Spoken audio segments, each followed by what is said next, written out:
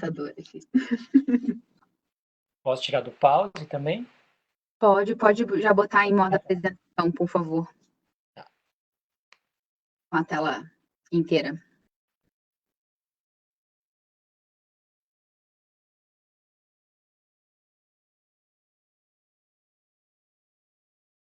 Boa noite a todos.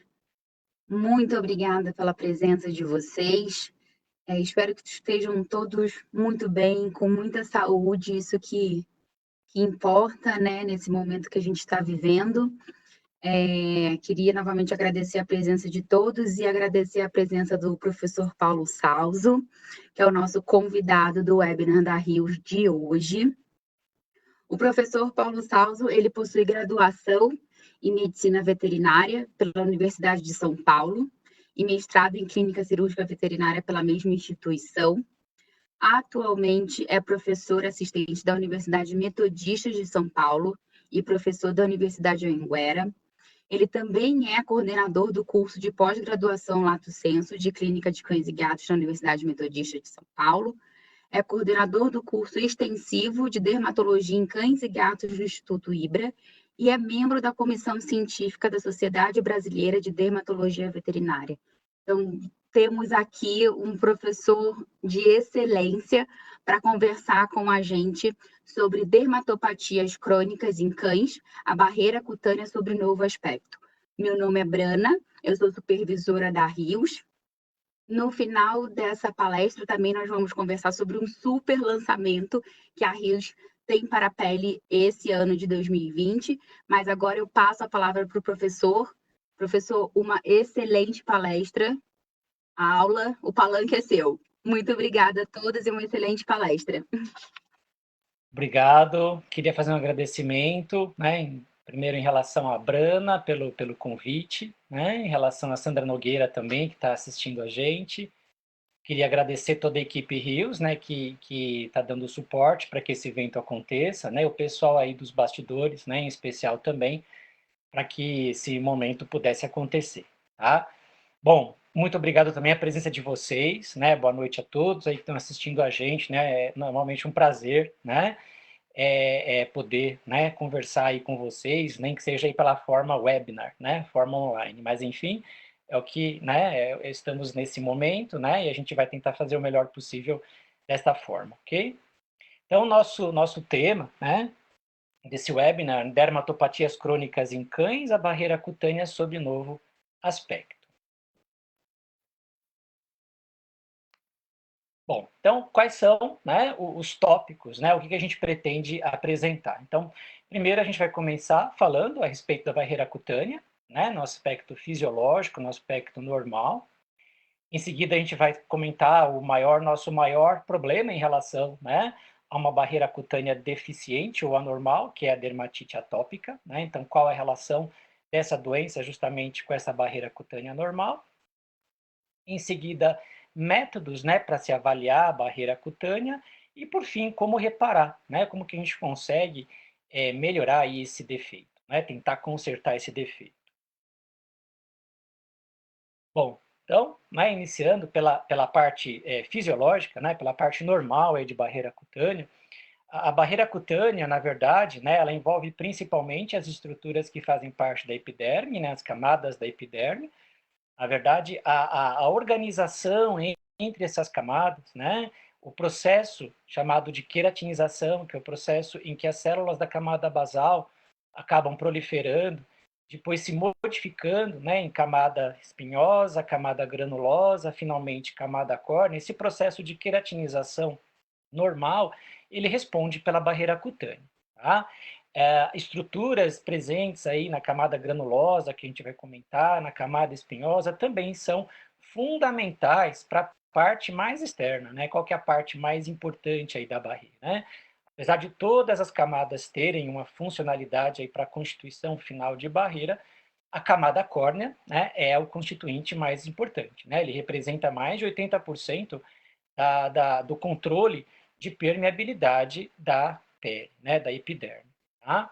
Então, quando a gente fala barreira, né, o que quer dizer? Na verdade, essa camada córnea ela tem um grupo de células chamadas corneócitos, são células anucleadas, células achatadas, que contêm, né, no seu ambiente intercelular, né, presente aí no espaço intercelular, lipídios, né, que fazem a parte líquida aí, constituinte da barreira. A gente chama de barreira justamente porque ela tem que ter uma função, né, de proteção química, física, alergênica, microbiana, quer dizer, ela não pode permitir a perda excessiva de água, ela não pode permitir, né, que haja a penetração aí, né, de alérgenos que vão induzir uma resposta imunogênica.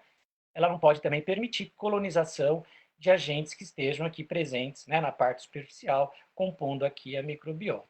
Tá? Então, ela tem todas essas funções super importantes aí para uma pele saudável, né, para uma pele normal.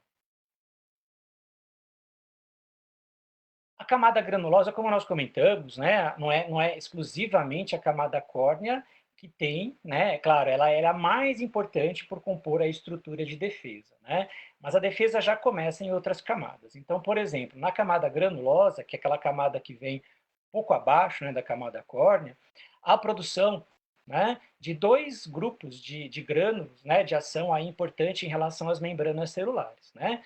O primeiro grupo são os grânulos de querato-hialina, né. Os grânulos de querato-hialina, eles são produtores, né, de substâncias como filagrina, loricrina e filamentos de queratina. Tanto filagrina como loricrina e filamentos de queratina vão ser importantes pela constituição aí de barreira, né, mais intracelular, né? São compostos intracelulares que vão estar presentes na camada córnea, produzidos na granulosa, liberados depois para a camada córnea para fazer a proteção da epiderme. A gente vai comentar isso com mais detalhe. O outro grupo de grânulos, né, são os grânulos ou corpos lamelares, que vão produzir justamente os lipídios, a gordura que vai envolver, né, as camadas aí de queratina presentes na camada córnea, e ainda uma outra estrutura chamada corneodesmosina, que é um constituinte fundamental dos corneodesmossomos. Então, lembrando, as células da camada córnea são chamadas de corneócitos.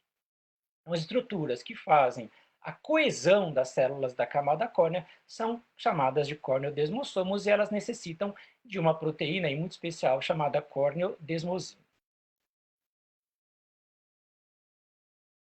Extremamente importante, né, quando a gente fala de barreira cutânea, a gente não tem como deixar de falar em filagrina, né? Então, filagrina, ela é uma proteína, né, que tem inúmeras responsabilidades aí na constituição, na estrutura da barreira cutânea, tá? Então, normalmente, né, ela é armazenada na forma de profilagrina, né, ainda um polímero dentro dos grânulos, né, de querato-hialina na camada granulosa. Essa profilagrina, ela vai ser depois quebrada, né, em monômeros, né, em substâncias aí de tamanho menor, que são justamente os monômeros de filagrina. Esses monômeros de filagrina, por sua vez, são importantes, né, para se ligar aos filamentos de queratina, constituindo um feixe. Esse feixe é uma das estruturas mais importantes para fixação, para estabilidade, melhor dizendo, da camada córnea. Ok? Esses monômeros, né, esse feixe, depois eles vão ser ainda dissociados por reações enzimáticas, e essas reações enzimáticas vão gerar aí, né, quando houver o metabolismo da filagrina, né, vão gerar substâncias como aminoácidos livres e ainda, né, o UCA e o PCA. O que são, né, essas substâncias? Né? São nomes bem estranhos, mas são substâncias importantes. Tá? Então, o UCA é o ácido urocânico. Ele é responsável por deixar o pH da pele mais ácido, que é fundamental também para a estabilidade da pele. E o PCA é o ácido pirrolidina carboxílico, né? Esse ácido, ele é o principal constituinte de um grupo de substâncias chamadas fatores de hidratação naturais, né? Ou NMF, né? Então, os NMF são responsáveis por reter água na epiderme, tá? E o principal exemplo deles, né, é esse ácido pirrolidina carboxílico. Bom, através da filagrina, então a gente já percebe que a queratinização, o processo de queratinização, né, de modificação celular, de estrutura celular, que vai culminar ainda em corneócitos, é fundamental. A gente percebe que também a hidratação, a retenção de água depende dos compostos, né, originados do metabolismo da filagrina, e ainda por questões aí relacionadas com o pH, acidificação do pH através do ácido urocânico, ela vai diminuir a proliferação de agentes aí na microbiota. Né? Então, é um componente fundamental, né, para a estabilidade da barreira cutânea. Aqui novamente mostrando, né, aqui na camada granulosa, em seguida a camada córnea. Então, a profilagrina é posteriormente, né, transformada em monômero de filagrina, vai constituir o feixe que nós falamos, né, juntamente com os filamentos de queratina, que vai sustentar, né, em última análise, os corneócitos. Esses monômeros vão ser metabolizados por reações enzimáticas em aminoácidos e nos ácidos UCA e PCA. Bom, não é apenas a filagrina, né, a estrutura assim única de importância. Na verdade, tem várias substâncias, né, químicas, enzimáticas, várias reações aí de lipídios, inclusive, que são fundamentais para a manutenção da barreira. Tá? Um deles, né, mais um deles, além da filagrina, é justamente o envelope cornificado. Tá? O envelope cornificado, ele representa, né, um conjunto aí de proteína chamadas plaquinas, involucrina e loricrina. Então, né, novamente a participação aqui da loricrina, né, que veio dos grânulos, né, de querato-hialina. Nesse desenho aqui, né, nesse esquema, a gente consegue ver, né, onde eles estão presentes. Né? Então, aqui eu tenho, né, loricrina, aqui eu tenho a involucrina, aqui a corneodesmosina, que eu já tinha comentado para vocês, né? Aqui desmogleína. Então, basicamente, né, eu tenho filamento de queratina junto com filagrina. Então, agora a gente está mostrando nesse desenho, né, a constituição aí principal dessas estruturas que fazem, né, olha aqui, né, no extrato córneo, a junção, né, das células dos corneócitos. Então, os corneócitos ficam juntos, unidos uns aos outros, através dessas estruturas. Né? Então, essa estrutura é chamada córneo-desmossomo, e essa estrutura que faz a ancoragem do córneo-desmossomo, essa estrutura aí proteica e lipídica, né? Estão vendo aqui, ó, lipídio e proteínas, né? Tanto de um lado da membrana como de outro lado, né? São camadas aí bilaterais, né? Camadas bilaterais de lipídios, né, e de proteínas vão constituir tanto o córneo-desmossomo como o famoso envelope cornificado, né, que também é parte aí essencial da estrutura da barreira, né, a estrutura aí da pele. Mais especificamente, claro, né, na camada córnea. Bom, nós comentamos, né, que a defesa, a barreira, ela envolve corneócito, né, e ainda lipídio, né, lipídio que vai fazer um preenchimento entre os corneócitos, né, são lipídios aí de ação intercelular entre as células da camada córnea. Então, como que eles são originados? Né? Então, esses lipídios, eles são originados dos grânulos, né, dos corpúsculos ou grânulos, né, lamelares, presentes aqui nas células da camada granulosa. Eles são lançados no ambiente extracelular e, finalmente, eles vão compor a estrutura aqui de revestimento de proteção intercelular. Tá? Eles são compostos principalmente, né, de ceramida, de ácidos graxos livres e de colesterol. Aparentemente, a proporção é maior, a importância é um pouco maior para ceramidas. Né? Parece que a constituição, né, é maior em relação ao grupo das ceramidas. Tá? Ainda falando em estruturas de sustentação, estruturas de coesão, né? Então, lembrando, a camada córnea, nós falamos que ela responde por mais de 80% da responsabilidade aí de barreira, mas ela não é a única barreira da epiderme. Né? Na camada granulosa, né, a gente está vendo aqui em SG, né, nesse desenho está mostrando SG, aqui com mais detalhe, né, SG1, 2 e 3, né?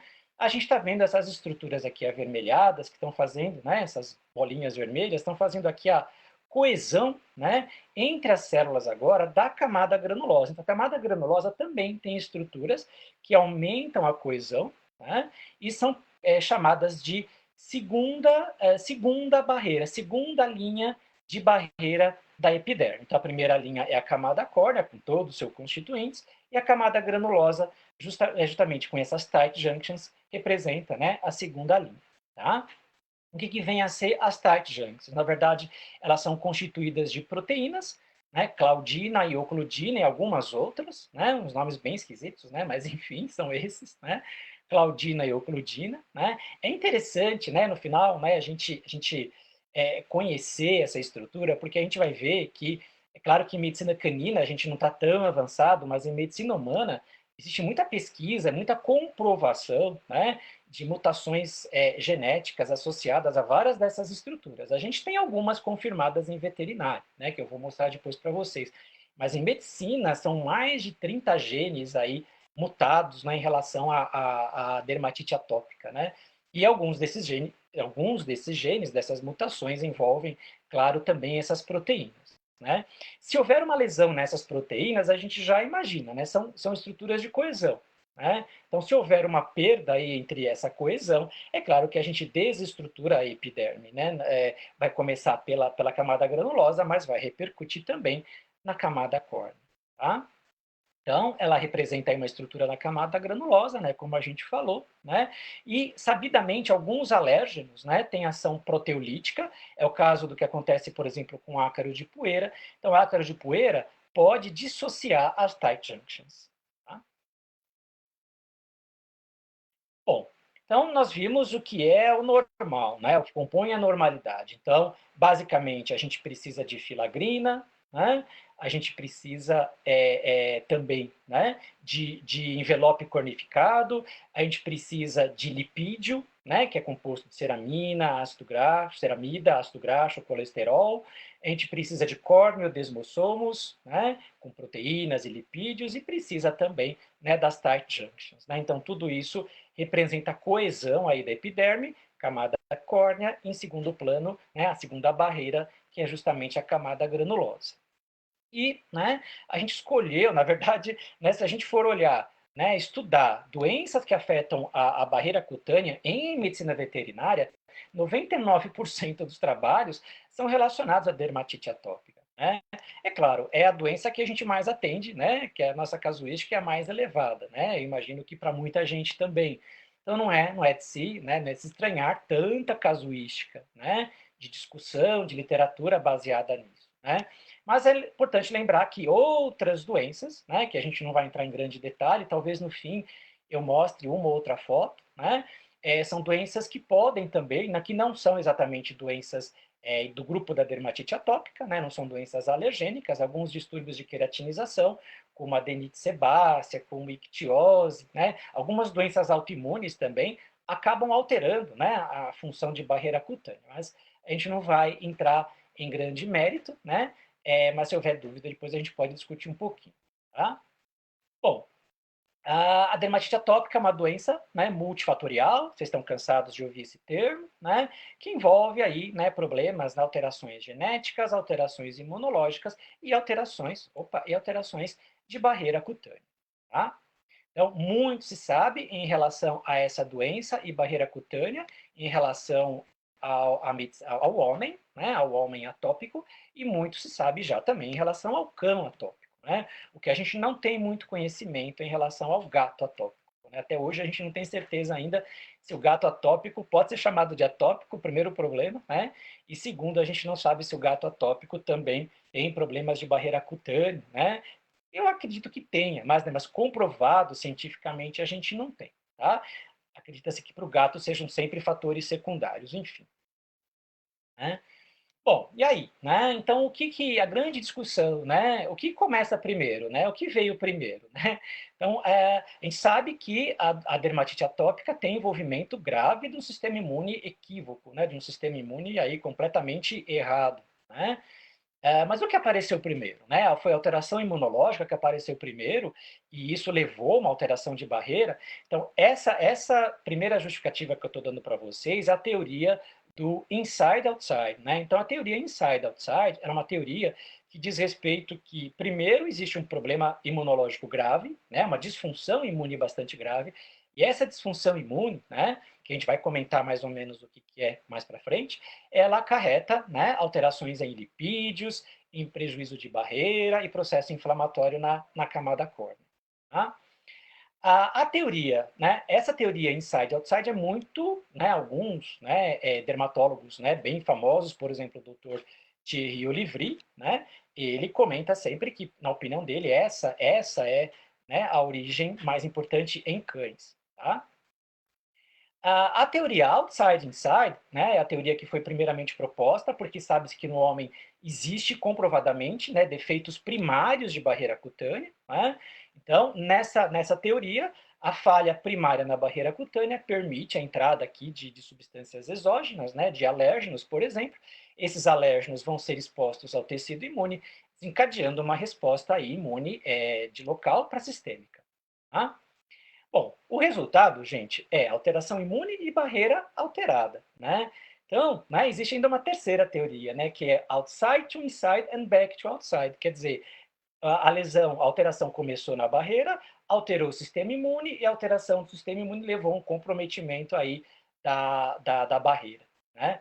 Então, eu acho que esse é o mais provável, né? A gente sabe de algumas, a gente não tem uma comprovação de que em cão exista, né, uma barreira cutânea primariamente defeituosa, porém, tem alguns estudos genéticos mais recentes, que a gente vai comentar, vai mostrar para vocês, que mostram que pode ter, em alguns cães, né, pode ter sim uma alteração primária de barreira cutânea, né, comprovado aí por mutações genéticas. Tá? Então, o que é importante na prática clínica? É importante a gente saber que tem lesão de barreira em cão, saber que tem lesão de barreira, alteração, e tem alteração imunológica. Então, em alguns animais, é um ou outro compartimento aí que está mais afetado. Né? Mas lembrar que as duas possibilidades existem. Bom, quando a gente olha, né, para pacientes como esse, né, e algumas fotos, né, que eu coloquei aqui, né, em seguida, são pacientes que representam quadros bem graves de dermatite atópica, né? E veja, não são, parece um cachorro de 10, 12 anos, né, com doença de pele. Não, esse cachorro tinha 2, 3 anos, gente. Cachorro jovem, né? E já estava dessa apresentação, né? Então a gente tem visto cada vez mais frequente esse tipo de apresentação. A gente vai ver mais para frente que existem métodos de avaliar a barreira cutânea, mas na prática, né, eu sou clínico, né, eu não sou, né, eu não trabalho aí com pesquisa bem detalhada, né, a nossa pesquisa ela é feita com casos clínicos, né, então eu não faço aí estudos, né, genéticos, muito menos estudos histológicos detalhados em relação a componentes de barreira. Mas na prática clínica, eu olho para um cachorro como esse e eu entendo que não existe mais barreira. Né? É só de olhar ou palpar, né? Inspeção e palpação aí na semiologia já nos indicam, né, alteração de barreira. Né? E comprometimento aí, né, secundário, que a gente vai comentar. Bom, e aí? Né?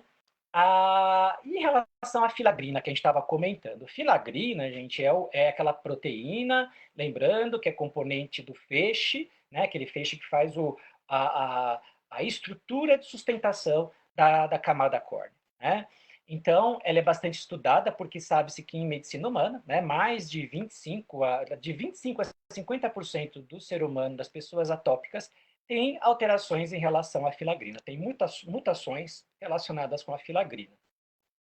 Eu gostei muito desse artigo, né, que eu pesquisei, que é do JAVMA, né, do ano passado, que, né, tem pessoas aqui que, né, são extremamente estudiosas em relação à dermatite atópica, né, mas principalmente aqui, eu acho que sempre que vocês encontrarem trabalhos em que tem a Rosana Marcela, vocês parem, né, façam um download e leiam e traduzam tudo dela, tá? Porque ela é uma das maiores pesquisadoras em relação à barreira cutânea em dermatite atópica. Tá? Bom, nesse trabalho, né, o que eles queriam? É uma atualização aí de terapia, de patogenia, tá? Em relação, né, à dermatite atópica, e eles mostraram alguns trabalhos, algumas revisões que comprovam deficiências ou mutações genéticas. Então, primeiro, em relação à filagrina, né, aqui nós temos 2 estudos. Tá? O primeiro estudo, né, envolveu Pug, Shih Tzu e Poodle. Tá? Foi detectado, né, alteração em dois nucleotídeos, né, 2 nucleotídeos únicos, né, aqui no gene filagrina. Tá? O gene candidato era justamente filagrina e o resultado clínico é a relevância clínica. As alterações resultam na proteína que contribui, uma das proteínas mais importantes que contribuem para a barreira epidérmica. Tá? Esse segundo estudo aqui de baixo, ele envolveu mais raças, né? Boxer, Pastor, Labrador, Golden, Shiba Inu, Pitbull e West, né? Foram encontrados 13 nucleotídeos alterados, tá? E sendo que 2 desses nucleotídeos, 13 associados com dermatite atópica, né? E 2 associados em praticamente todas as raças, né? Porém, né, a comprovação foi maior aí para alteração de filagrina, né? Mais comprovada, né, em Golden Retriever. Tá? Então, somando aqui esses 2 trabalhos, a gente já vê que no Pug, no Shih Tzu, no Poodle e no Golden Retriever, atópicos, a gente pode ter um componente associado com deficiência de... A doença pode envolver, de alguma forma, a deficiência de filagrina. E aí? Né? Então, lembrando, né, a filagrina é responsável pela coesão celular, pela estrutura, né, pelo processo de queratinização, ela mantém o pH ácido, né? Ela mantém uma atividade antimicrobiana e mantém, mais importante, né? E mantém a pele, né? Bem hidratada, tá?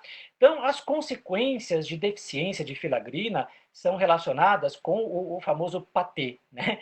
Que não tem nada de patê, na verdade, aqui, né? Patê, ou PAT, é a tradução de Transepidermical Water Loss, ou perda de água transepidérmica, né? Em português, então, fica PATE, perda de água transepidérmica. Tá? Esse é um termo bastante importante que a gente vai falar muito, né, hoje. Tá?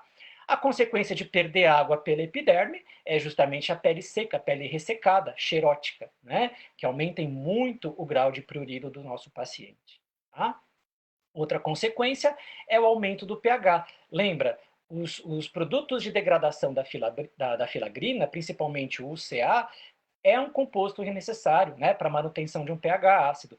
Então, na deficiência de filagrina, haverá aumento de pH, e aumento de pH facilita, entre outros eventos, a multiplicação aí de micro-organismos, né, o que a gente vai chamar de disbiose, né, uma alteração aí na microbiota da pele, né, uma proliferação exagerada, aí principalmente do Staphylococcus pseudointermédios. Tá? Isso está presente em 25 a 50%. Então, no ser humano, é uma mutação bastante grave e prevalente em muitas pessoas. Tá? Bom, outra deficiência. Então, a gente está falando agora das deficiências. Né? A gente falou normal, agora deficiências. Primeiro, de filagrina. Segundo, deficiência agora de gordura. Então, a deficiência pode estar na parte lipídica, né? Na composição lipídica. Né? Então, existem vários problemas em relação aos lipídios, mas também, em última análise, são mutações genéticas. Né? Algumas dessas mutações a gente tem comprovação em medicina humana, mas como eu falei, em cães, né, a gente não tem muita certeza, né, mas a gente acredita que possam existir também. Tá? Então, algumas mutações geram defeitos nas enzimas que produzem ceramida, que é o principal lipídio, né, intercelular da camada córnea. Algumas mutações promovem defeitos no transporte de lipídio transmembrana, quer dizer, o lipídio produzido lá, né, na camada granulosa, né, nas células da camada granulosa e ali armazenado, ele tem que ser transportado para a camada córnea, para constituir o meio intercelular. Porém, né, existem mutações que prejudicam esse tipo de transporte. Tá? O aumento de pH, né? O aumento de pH também, né? Que é uma consequência que a gente falou em relação, né? A filagrina, ele pode de alguma forma, né? E também presente em processo inflamatório cutâneo, ele também vai estar responsável, né? Pela degradação de enzimas que são necessárias para produzir aí principalmente ceramidas. Tá? Síntese, né, o interferon, né, o interferon alfa, né, ele também vai ter sua síntese aqui prejudicada, tá? Isso é possível, né, associado aí com a deficiência de lipídio, e além do interferon, né, ter aí uma síntese prejudicada associada, né, a esses lipídios, não é só a síntese do lipídio que está prejudicado, a quantidade, mas sim, né, lipídios aí de cadeias curtas, né, de comprimento menor, né, o que os torna também ineficazes, tanto, né, ceramidas como em relação a ácidos graxos. Bom, esse é um trabalho, né, novamente, né, aí, lembrando os trabalhos da Rosana Marcella, né, esse é um trabalho de 2010, né, mas ele é clássico, né, através desse trabalho, ela estudou, né, a barreira cutânea de cães saudáveis comparado com a barreira cutânea de cães atópicos, mostrando alterações aí na composição lipídica, né, através de estudos de ultramicrografia. Tá? Então, aqui nós temos, né, nessa primeira foto, essa primeira aqui do canto esquerdo, a gente tem um cão saudável, um cão normal, né, não atópico, tá? E numa composição lipídica, se vocês conseguirem observar, uma estrutura lipídica bem coesa, bem organizada, né, uma estrutura bem paralela entre as lâminas, né, de gordura, tá, de lipídio. Tá? Aqui nós temos, né, nesse segundo aqui à direita, é o mesmo cão saudável após a inoculação de ácaro de poeira. Tá? Então ela induziu aí uma reação com ácaro de poeira, mas era um cão não alérgico, não atópico, e a gente vê que praticamente a estrutura da organização lipídica não sofreu diferença. Por outro lado, né, nas duas fotos de baixo, a gente tem agora cães atópicos. Né? Então, no primeiro momento, o cão atópico, né, ainda sem a inoculação, sem o contato do ácaro de poeira. Né? Então, a gente já vê que a conformação estrutural aí dos feixes, né, das lâminas de lipídio, ela não é retilínea, ela não é organizada. Quando na última foto a gente vê a inoculação, né, a indução da reação, da crise, né, com o ácaro de poeira, agora a gente vê uma desorganização aí completa, né, dessa estrutura lipídica. Tá? Esse trabalho é clássico, ele é citado em praticamente todos os outros relacionados com o estudo de barreira cutânea. E aí a gente vê as consequências, né? Talvez seja filagrina, talvez seja barreira lipídica, deve ter alteração de pH, enfim, né? É uma soma de alterações, a gente não tem certeza, né? Para todos os animais, a gente vai atrás das evidências científicas, né? Aquelas que foram, né, mostradas para vocês em trabalhos. Tá? Então, a ver, né? Esses animais manifestam, né, esse aspecto mais crônico da doença, né? Muitas vezes aqui já tem interferência com certeza de microbiota, então já existe a disbiose, tá? E são casos mais difíceis da gente atingir uma melhora. Não é que é impossível, né? Mas necessita aí de um proprietário, né, bastante cooperador, né? E aí uma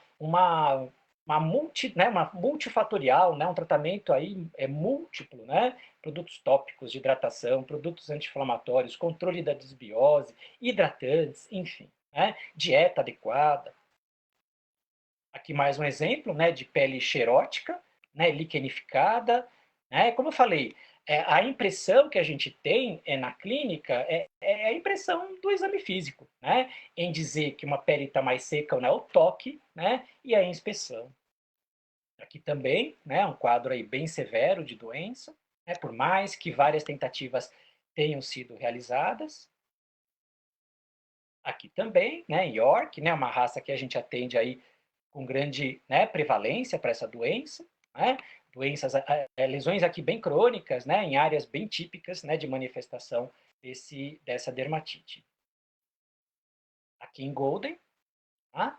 Então, áreas hiperpigmentadas, né, alternadas com áreas eritematosas, uma pelagem de má qualidade, né, regiões aí também muito comumente afetadas, né, região de axila, região inguinal. Bom, e aí, que mais que tem, né, de deficiência? Então, lembra da estrutura do córneo desmossomo, que é aquele conjunto de lipídio com proteína que faz a ancoragem, né, de um corneócito com outro corneócito? Então, também é possível que haja deficiência ou mutação associada com essas estruturas, né? O resultado se prejudicou o córneo desmossomo, que é a estrutura de coesão celular, o resultado é um excesso de descamação aí de corneócito. Tá? E esse excesso de descamação de corneócito também promove uma reação inflamatória. Tá? Então, a mutação, né, mais frequentemente associada aqui com essa lesão de corneodesmossomo é justamente uma mutação de um dos componentes que é chamada desmogleína 1. Tá? Então, tem comprovação na medicina humana e também foi identificado um trabalho, né, aqui de Tengvall, né, e colaboradores, em que estudou, né, pastores alemães, né, e encontrou, né, aqui, ó, uma identificação, né, de uma alteração no cromossomo CFA27 que inclui o gene para placofilina. Placofilina é uma das estruturas que compõem, né, justamente desmossomo. Tá?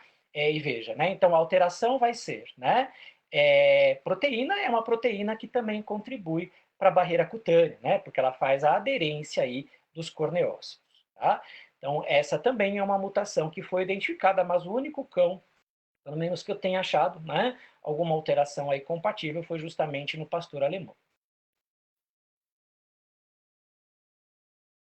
Aqui mostrando, né, só para lembrar a gente onde está, né, esse problema, né? Então, as placofilinas, né, que é onde está vendo uma alteração grave, elas estão justamente aqui, tá? E a desmogleína 1, ela está presente aqui. Então, a placofilina, ela faz ali a conexão, né, da desmogleína em relação ao envelope cornificado. Tá? E aí, né? Esse é o slide, né? Claro que nas aulas de... eu tento não levar esse slide nas aulas de graduação, mas eu não consigo. Eu acabo sempre levando, né? Os alunos querem fugir, querem sair da sala de aula, né? Querem me matar, né? Bom, agora, a partir de agora, a gente começa a falar da questão imunológica, né? Nós falamos da barreira e agora da questão imune, né? Então, eu sempre brinco, né? Falo que isso aqui é o resumo do mapa do inferno, né? Realmente ele é bem complexo, né? Mas dá para a gente resumir, né, as principais alterações, né? Então, esse modelo, né, é um modelo baseado, né, numa patogenia do ser humano que nós comentamos, que é bem próxima da patogenia do cão, tá? Então, aqui nós temos uma pele normal, né, healthy skin, nessa primeira parte, né? A partir daqui já é a pele de um animal que tenha, né, a doença, né, a dermatite atópica, tá? A área não lesionada, a área de lesão aguda e, finalmente, a área de lesão crônica. Tá? Então, o que eu acho interessante mostrar, tem um monte de coisa aqui importante, mas veja, a área não lesionada, a pele não lesionada, ela já é uma pele inflamada. E a gente vê pelo desenho. Né? E isso é muito importante, né, da gente comentar com o cliente, tentar explicar isso durante o atendimento. Tá? Então, a área não lesionada, a gente não está vendo, né, mas ela tem microscopicamente alteração. Tá? Então, já começa aqui com alteração de barreira, já começa aqui com liberação de citocinas produzidas pelos queratinócitos. Tá? A gente vai comentar isso com mais detalhe nos próximos slides, né? Mas só para vocês observarem que da área do início do problema não da pele não lesional até a lesão crônica, quer dizer, em todas as fases da doença, a gente tem um sistema imune onde há uma predileção, né, uma resposta equívoca em relação aos linfócitos T helper 2. Né? Então, as células prioritárias aqui vão ser justamente as células do T helper 2, né, os linfócitos T helper 2. Nos quadros, né, de início agudo, mas prevalente nos quadros crônicos, a gente já vai ter aí a participação de T helper 1, T helper 17, né, e ainda, né, esqueci de falar, em todas as fases, a T helper 22 também pode estar presente. Tá? Então, não é só uma questão de T helper 1, T helper 2, como a gente estudou e entendeu durante muito tempo. Né? Na verdade, outras subfamílias de linfócitos T helper também estão presentes no problema. Tá? Eu gosto um pouco mais desse, esse aqui é um pouco mais antigo, né? Esse aqui é de 2018, esse é de 2015, né? Eu gosto um pouco mais desse, né? Acho que eu acostumei a estudar um pouco mais nele, né? Para mim era um pouco mais fácil, tá? Então a gente está vendo aqui, né? Uma população exagerada de T helper 2, talvez por questão genética, talvez por questão ambiental, né? Não sabemos aí o que começou, tá? Mas o resultado é muita produção de citocinas ou interleucinas pró-inflamatórias, né? Que vão, dentre outros, né, fatores, produzir IgE, fazer quimiotaxia para eosinófilo e basófilo, alterar, né, barreira cutânea, né, diminuir a expressão de filagrina, dos peptídeos antimicrobianos, que são estruturas naturais de defesa aí da epiderme, né? Condução de prurido, olha, interleucina 31 e TSLP, condução do prurido via sensorial até sistema nervoso, né, sistema nervoso aí central, enfim, resposta neurogênica do prurido, invasão bacteriana, né, que é um esquema de medicina humana, então é o Staphylo aureus, né, então esquece aí e troca para o Staphylococcus pseudointermédios, né. A gente vai falar um pouquinho, né, do que é mais importante em relação a esses esquemas, tá? Bom, então, né, nós vimos que as respostas do tipo T helper 2 são respostas prevalentes em todas as fases da doença, tanto aguda como crônica. Tá? Isso medicina humana, medicina canina. Tá? As células T helper 2 produzem uma série de citocinas, né? Dentre elas, né, muito importantes, são as citocinas IL-4 e IL-13. O que elas fazem? Olha lá, diminuem a expressão de filagrina. A gente acabou de mostrar naquele desenhinho, né? E a gente já sabe o que acontece quando não tem filagrina. Né? Diminuem a expressão de loricrina e involucrina. Lembrando, quem são esses? Né? São proteínas que compõem o envelope, né, cornificado, né? Aquela estrutura que faz que circundeia, né, a membrana aí das células da camada córnea. Diminui a expressão de desmogleína, componente do córneo-desmossomo. Diminui a produção de lipídio, dentre eles ceramida, necessário, né, para impermeabilizar aí a epiderme. Né? Aumentam a produção de IgE. A IgE se liga na parede de mastócito, basófilo, de granula, libera substâncias inflamatórias e mais citocinas. E ainda diminui a síntese dos peptídeos antimicrobianos, que são justamente aquelas estruturas de defesa naturais que a gente comentou. Ainda, né, citocina IL-5, né, ainda tudo relacionado ao T-helper-2, né, a IL-5 é que faz quimiotaxia de eosinófilo, né, que também vão liberar mais citocinas quando chegarem na pele, né, quando chegarem na epiderme. A IL-31, né, muito importante, né, porque a gente tem medicamentos que atuam exatamente aqui, responsável pela condução do prurido, né, o prurido aí de caminho neuronal, né, de trajeto neuronal, redução da expressão de AMP, né, também é feita pela IL-31 e ainda a diminuição da expressão de filagrina. Tá? Então, por que eu preciso conhecer essas citocinas? Muito nome, muito número, muita sigla. Para que eu preciso conhecer? Gente, a medicina está migrando em relação a isso. Né? A terapêutica está migrando em relação a controlar essa citocina. Né? Então, querendo ou não, a gente tem, né, que estudar e conhecer um pouco mais o que cada uma faz. Né? Ainda, né? Agora as respostas associadas com o T-helper 1, né? Então, na fase crônica, lembra? Fase crônica, T-helper 2 continua, mas o T-helper 1 começa a despontar também com uma célula importante, né? E o que ela produz? O que essas células produzem? Interferon, né? O interferon, ele é responsável pela cronicidade, ele agrava a lesão, né? Ele tem fatores aí de estímulo de fibrose, inclusive tecidual, né? A IL-17 até tem um mecanismo interessante, porque ela poderia ajudar, né, a estimular neutrófilo, no sentido, né, de combater, de fagocitar a bactéria, a sintetizar AMP, só que, infelizmente, a resposta T-helper-2, ela meio que elimina a resposta IL-17. Tá? Outras citocinas, outras, mas não menos importantes, né? Justamente até eu deixei até em destaque a TSLP, né? Tem muito estudo em cima de TSLP. TSLP, IL-33 e IL-25 são citocinas produzidas a partir dos queratinócitos. Tá? Então, quando existe trauma do queratinócito, a liberação, né? Justamente, ou então o contato, né? A sensibilização à liberação aí de TSP, IL-33 e IL-25. TSLP tem receptor em célula dendrítica imatura, vai amadurecer essa célula que vai, né, transformar uma célula T4 naive, que é uma célula T helper 0, né, CD4 aí 0, né, em uma célula T helper 2. Então veja, TSLP favorece ainda a resposta do tipo T helper 2, né, que a gente já sabe o que faz, né, L4, L5, L13, L31, tá? Então, né, aqui que a gente comentou, né, o TSLP modifica a resposta T-helper 0 para T-helper 2 e ainda ativa as células da imunidade inata, imunidade inespecífica. Né? Então, o TSLP modifica, né, as células da imunidade inata, favorecendo aí uma resposta inflamatória. Olha só o gráfico, o desenho, né? Mostrando aí uma resposta favorável à produção de células linfócitos B, que vão produzir imunoglobulina E. Então, né, o TSLP é um grande criminoso aí na doença, né? Tem que ser um alvo da indústria, né? E é, né, um alvo da indústria farmacêutica no sentido de criar, né, aí algum tipo de medicamento para bloquear, né, essa citocina. Bom, e aí, né, TSLP tem comprovação, né, de mutação genética, né, em veterinária?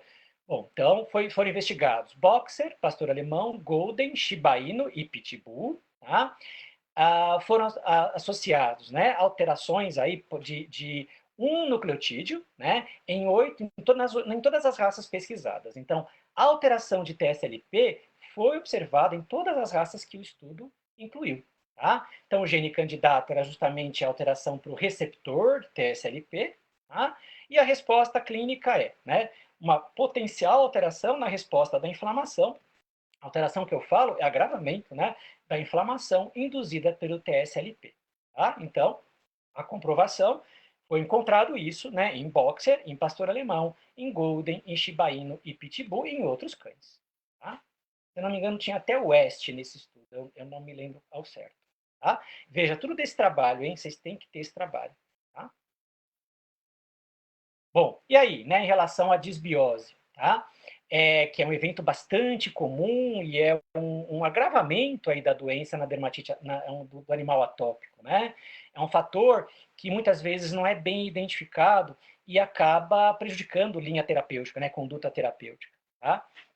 Então, né, nós temos aí, né, como consequência, né, a piodermite malacesiose de repetição, que é o nosso dia a dia. Isso acontece tanto, né, em lesão cutânea como em otite, né? Tanto a malacésia como o estafilococcus, né, estimulam aí, eles também têm efeito, né, de agravar a doença, porque eles estimulam citocinas pró-inflamatórias. Eles possuem antígenos que degranulam mastócitos, liberando mais substância pró-inflamatória, mais citocina. Eles têm antígenos, né, que ativam, né, os linfócitos T, e ainda, né, essas bactérias, né, presentes aí na microbiota, né, mas conseguindo proliferar, diminuindo a biodiversidade, produzem, né, proteases e ceramidases que vão comprometer a barreira cutânea. Então, reconhecer desbiose e controlar a desbiose é fundamental, né, na terapia multifatorial do atópico. Tá? A gente vê, né, uma imagem aí de citologia, né, onde eu tenho bacilos, cocos, malacésia, é a festa inteira. Aqui algumas imagens de animais atópicos em que desbiose estava presente, né? Então, aqui a gente via, né, e a cor não quer dizer nada, hein, gente? Muita gente associa a cor com o agente, nada, né? Aqui era estafilococcus, apesar de parecer malacésia, né? Aqui era malacésia, apesar de parecer estafilococcus, então cor, critério colorimétrico não serve, né? Vejam que pele seca, liquenificada, né, em animal atópico, tá? Aqui imagens citológicas, né, aqui com bastante neutrófilo ainda, né, cocos, né, fagocitados e livres, aqui cocos livres, malacésia aqui também, né? Bom, e aí, né? Entendida a dermatite atópica, né, e todos os seus comprometimentos, né, citocinas, bactérias, avaliação, né, da barreira cutânea. Como é que avalia? Eu vou ser sincero com vocês, gente. Né? Eu sou clínico, eu faço o exame físico, né? Então, eu avalio se a pele está engordurada, se a pele está ressecada, né? É exame físico. Agora, os trabalhos científicos associados com avaliação de barreira cutânea, normalmente eles vão usar alguma dessas técnicas. A mais usada é a quantificação da água perdida pela epiderme, né? O transepidermal water loss. Tá? Então, isso é feito por um aparelho chamado, eu acho que é vapômetro, vapometer, né? Não sei se a tradução é certa, vapômetro, será? Não sei. Vamos chamar de vapometer, né? Fica menos feio. Tá? A gente vai ver fotos desse tipo de aparelho, né? Então, ele mede exatamente quanto de água é perdida, né, pela epiderme, tá? Ele é o método padrão ouro para avaliar perda de água pela epiderme, né, nos animais atópicos ou com outras, no ser humano, inclusive, e nos animais atópicos ou com outras doenças em que há perda de água pela epiderme, tá?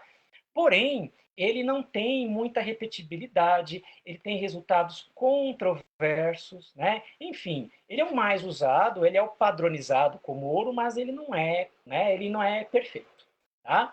Ainda tem outros métodos, né? Outros métodos seriam, por exemplo, pela variação, pela medição de pH na pele, né? Que é o Skin pH Meter, tá?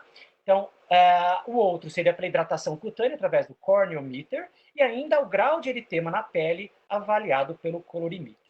Tá? Então, como eu falei, o TEWL, né, o PAT, o patezinho aí, é ele o mais usado, tá? Mas, enfim, ele não é um método perfeito, né? Como os trabalhos falam também, Rosana Marcela fala, não temos em medicina veterinária métodos ideais, extremamente validados para essa avaliação, ok? Então, se usa muito o TEWL. Tá? Então, esse, né, é o vapometer, esse é o... Não, deixa eu só ver se eu estou na sequência certa. Esse é o de pH, que é o skin pH meter, e esse é o corneometer, né, que avalia o grau de hidratação. Tá? Então, aqui é para perda de água, esse é para o pH da pele, e esse avalia, né, justamente a hidratação da pele. Tá? Então, eu estou trazendo isso de trabalhos, né? Isso aqui dentro eu nunca vi fazer isso, tá, gente? Nunca usei isso, tá? Opa. E aí, né? Então, tem um trabalho aqui, né, que envolve Domênico Santoro, esse é outro, né, pesquisador muito ligado a estudos de barreira cutânea, né, do grupo também da Rosana Marcela, né, da Flórida, né, da Universidade da Flórida, tá? Então, ele publicou no ano passado um estudo, né, avaliando 5 métodos de como avaliar a barreira cutânea, né, em cães saudáveis, em cães acometidos por dermatite atópica, tá? Então, ele trabalhou, olha, com 15 cães atópicos e 15 cães saudáveis. Esses cães não eram de canil, eles eram cães de proprietários, tá? De tutores, tá? Então, eu queria avaliar, né, através desses métodos, que métodos? A hidratação, o TWL, né, o pH, né, o eritema, né, através do colorímetro. Ele quis avaliar, através desses testes, né, o que seria melhor, se havia uma correlação entre esses exames. Tá? E o que ele viu? Né? Que através desse estudo comparativo entre os animais saudáveis e os animais atópicos, né, o estudo pode ser validado, houve repetibilidade, melhor dizendo, né, na avaliação da hidratação pelo corneômetro, na avaliação do pH pelo pHmetro, o pH meter, né, e ainda do eritema pelo colorímetro. Tá? Veja só, ele não colocou, né, ele coloca na discussão, a gente vê, ele não conseguiu repetibilidade pelo teste ouro. Ele mesmo fala que o TEWL é o teste ouro, né, mas ele não conseguiu repetibilidade pelo teste ouro. Né? Então, ele viu que os outros testes conseguiam fazer resultados confiáveis e repetitivos. Esse é um outro trabalho, isso aqui é um pouquinho mais antigo, né, 2014, mas eu achei bem interessante, né? Só que ele trabalhou com um número pequeno de cães, né? Ele pegou avaliou 5 cães, 5 beagles, né, saudáveis, ok? Esses beagles, ele fez aqui tricotomia, esperou um dia, aí ele fez o tape stripping, que fala, né? Ele pegou fita adesiva, fita durex, né? Pressionou na pele desses beagles, dos dois lados do tórax, né, pressionou, ficou segurando lá uns 10, 15 segundos e fez o quê? Removeu a camada córnea. Causou uma lesão de barreira, provocou uma lesão de barreira. Isso lados do tórax desses beagles. Né? Só que de um lado ele tratou, né? Então ele esperou aí uns 4, 5 dias, aí um lado ele tratou com, eu não vou falar o nome comercial, mas era um produto à base de uma mousse que tinha, né, fitoesfingosina, que tinha ceramida, né, que tinha aveia, né? Então uma série de substâncias que poderiam aí ajudar na inflamação, reduzir a inflamação e também, né, hidratar essa pele em que ele provocou a lesão de barreira, tá? Bom, aí o que ele viu, né?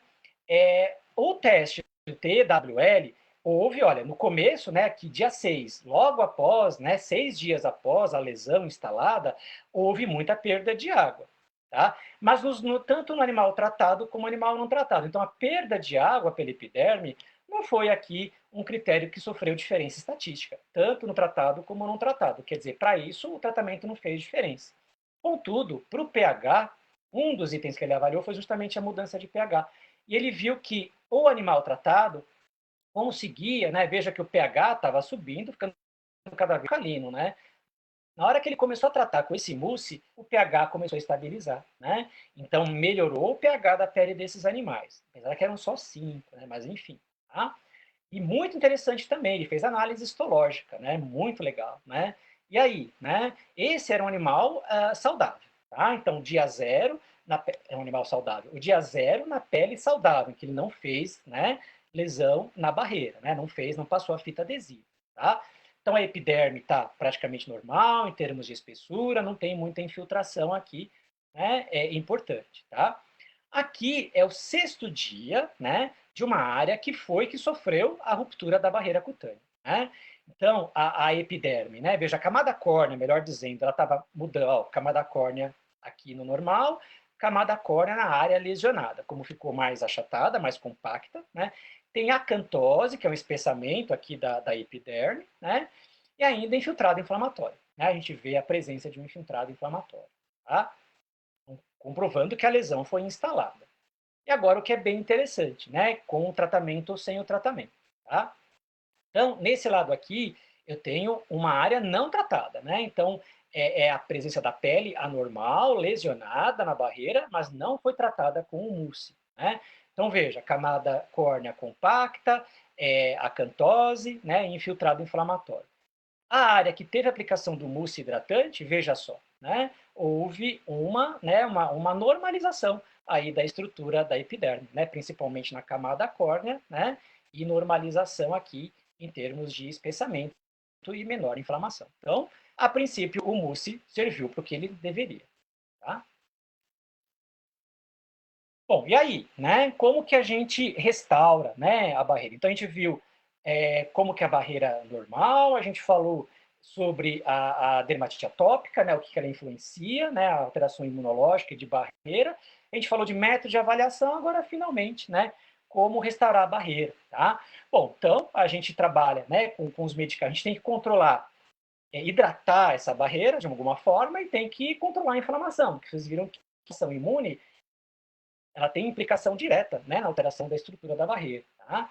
Então, ciclosporina, né, e tacrolimus são duas ferramentas, aí, dois medicamentos do grupo dos inibidores de calcinurina, que a gente usa há bastante tempo, né, ciclosporina oral, tacrolimus tópico, né, que tem um bom resultado, né, em dermatite atópica. Tá? A ciclosporina atua bloqueando transcrição de genes, diminui a ativação de linfócito T, e essa é a dose preconizada. A grande desvantagem, duas grandes desvantagens que eu vejo, ela é lenta, ela demora 30, 40 dias para ter resultado, e ela pode causar vômito, né, em 20% dos animais no começo do tratamento, mas eu gosto, é um remédio que eu uso bastante em dermatite atópica. Tá? O oclacitinib, né, mais recente, né, do que a ciclosporina, é também um medicamento oral, atua inibindo, né, justamente, né, os receptores aí JAK1 e 3 de membrana celular. Esses receptores são receptores para citocinas, né? Então, inibindo JAK1 principalmente, a gente vai ter menor sinalização de resposta de algumas citocinas pró-inflamatórias. Quais são essas citocinas? Né? A2, A4, A6, A13 opa, aqui apagou. É 31, tá, gente? IL-31, tá? Corrijam aí, acho que na hora de eu escrever acabou apagar. Tá? Então, através da inibição, né, da JAK, do receptor JAK, a gente consegue inibir a resposta de prurido e inflamação associado com essas citocinas. Tá? E também, né, bloqueia a transcrição de genes. Né? Corticoide, né, nem detalhei aqui corticoide, né, é o tratamento mais utilizado, né, tem bom efeito aí anti-inflamatório, não há sombra de dúvida, tá? Também tem muito efeito colateral, né? Lembra aquele desenho do mapa do inferno? O corticoide atua em tudo ali praticamente, né? Ele é um medicamento que tem um efeito muito amplo no mapa do inferno. Então, por isso que o benefício também, ele pode ser grande, mas também os efeitos colaterais são enormes. E esse trabalho, né, recente aqui, justamente de quem? Né, do grupo da Rosana Marcela, né, não podia deixar de ser, né, Veterinária Dermatóide 2020. Comparação de várias opções de tratamento para dermatite atópica. Né? Então, ela fez um estudo justamente de pesquisa, só que foram, né, beagles, foram 19 beagles, tá, de um canil de pesquisa que eles têm. Né? São beagles atópicos que eles usam para pesquisas aí em relação à doença. Tá? Bom, então ela comparou vários tratamentos. Né? Quais foram os tratamentos que ela comparou? Prednisona, Lokivetimab, que é o Citopoint, ciclosporina e oclacitinib. Tá? Esses cães, né, eles foram avaliados durante 4 semanas, 28 dias. Tá? Então foi um período razoavelmente curto. Aí vem um pequeno porém. 28 dias, ciclosporina demora pelo menos 28 dias para começar a fazer efeito. Então, os resultados, vocês vão ver, não foram bons para a ciclosporina. Né? A gente vai mostrar isso no gráfico. Tá? Mas eu acho que um fator é justamente o tempo. Né? A ciclosporina é um remédio lento para começar a ver benefício. A HDM, ela inoculou ácaro de poeira. Né? 2 vezes por semana, 2 vezes por semana ela inoculava ácaro de poeira nesses 19 beagles. Tá? Minto, né? E tinha um grupo controle, né? Não foram todos, né? Enfim, né? O que ela observou? Então vamos ver aqui, prednisona. Olha lá, prednisona manteve, né? Ah, e comparou com cadese. O que é o cadese? É a variação, né? É a quantificação lesional nesses animais acometidos por dermatite atópica, né? Uma quantificação mais precisa, mais objetiva do grau de lesão, tá? Então tem que ter um método, né, de comparação mais preciso, né? Então, veja só, a prednisona conseguiu manter o cadese baixo desde o começo, ó, é o vermelho, né? Baixo, baixo, só que depois do dia 14, prednisona começou a ser dias alternados. Aí caiu o benefício. Olha aqui o cadese da prednisona. Muito alto, score alto, muita lesão, tá? Lokivetimab, olha que interessante. Lokivetimab, ela aplicou antes da primeira da primeira inoculação de ácaro de poeira. Então ele foi feito de forma proativa, e é o que ela fala na conclusão do trabalho. Lokivetimab, muito interessante o resultado se for feito proativo, antes do bicho começar a sintomatologia, né? Então isso de ficar esperando 4, 5, 6 semanas, gente, se o bicho responde em 4 semanas, dura 4 semanas, já faz, né? Não precisa esperar ele começar, né? Que a gente faz essa espera por causa de economia, né? Mas enfim, né? Então veja, olha, o verde ficou cadese baixo o tempo inteiro, né? Ciclosporina, que é o roxo, olha lá, não deu bom resultado, o cadese sempre alto, por quê? Porque demora para fazer efeito, né? E o oclacitinib, amarelinho, olha lá, bom, né? Um cadese bom praticamente durante todo o estudo, né? Menos aqui no final, mas em geral, muito bom, tá? E aí, né? Aqui ela comparou, né? As lesões, né? Lesões aí cutâneas dos 5 grupos de animais, né? Isso no dia 28, né? No final do projeto, né? Então veja a pele de um exemplo de um animal tratado com clacetinib, de um animal tratado com lokivetimab, de um animal controle, que não foi tratado com nada, de um animal com prednisona, que no final era dias alternados, e do animal com ciclosporina. Tá? Então, ela conclui, né, que os animais com lokivetimab ou clacitinib tiveram muito menos lesão, e isso é visível. Tá? Ok? Bom, aí, né, mais trabalhos, né, mais notícias, então, em relação, né, ao lokivetimab, uma outra ferramenta que a gente usa, né, é um anticorpo, né, específico contra a interleucina 31. Então, todas as reações que a gente falou diante de interleucina 31, né, como prurido, com diminuir a expressão de filagrina, diminuir peptídeo antimicrobiano, pode ser beneficiado quando a gente usa esse medicamento, né?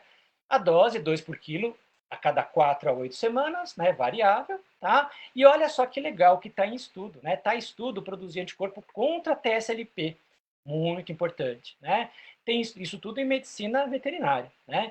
Estudo de produção de anticorpo contra IL-4, receptor de IL-4, também bom, e ainda contra anti-IgE. Tá? Em medicina humana, se não me engano, já existe contra 4, 13, eu acho que IgE. 31 está em fase final de estudo, se eu não me engano, em medicina humana. Né? E aí, mais um trabalho, né, recente, do ano passado, eles quiseram medir qual era o grau de perda de água pela epiderme através do tratamento com o lokivetimab. Tá? Em cães, agora, não eram de canil, de beagle, né? Eram cães atópicos de proprietários. Tá? Opa. Ah, e aqui, né? Eu achei que tivesse colocado um resumo, mas está aqui, ó. Né? Então, o que eles viram? Esse trabalho conseguiu diminuir, ele melhorou a perda de água transepidérmica com o lokivetimab, né? Então, aqui houve um resultado benéfico em relação à medição de perda de água pela epiderme, tá? Então, como a gente falou, tem trabalho que mostra isso, tem trabalho que não mostra, então não é muito repetitivo. Tá? Só que ele comenta, né, que em algumas, que eles fazem essa medição em várias áreas do corpo do cachorro. Eles fazem na orelha, eles fazem interdígito, fazem na axila, inguinal, tá? Então, ele viu que essa diminuição da perda de água, ela não era coesa, não era homogênea em todas as regiões. Então, ele fala que é melhor fazer uma média. Ao invés de calcular região por região, resultados separados, faz uma média, né? O resultado fica mais fidedigno do resultado final, como foram avaliadas várias regiões diferentes. E aí, né, que mais que a gente pode usar, né? Então, suplementos orais, né? Então, tratamento oral, agora com outros grupos de fármacos, né?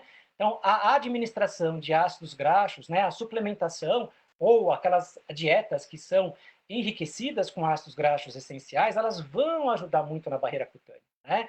Então, é comprovado, né, que ácido graxo essencial, né, aumenta lipídio na camada córnea, né? Tanto o ômega 3 como o ômega 6, né?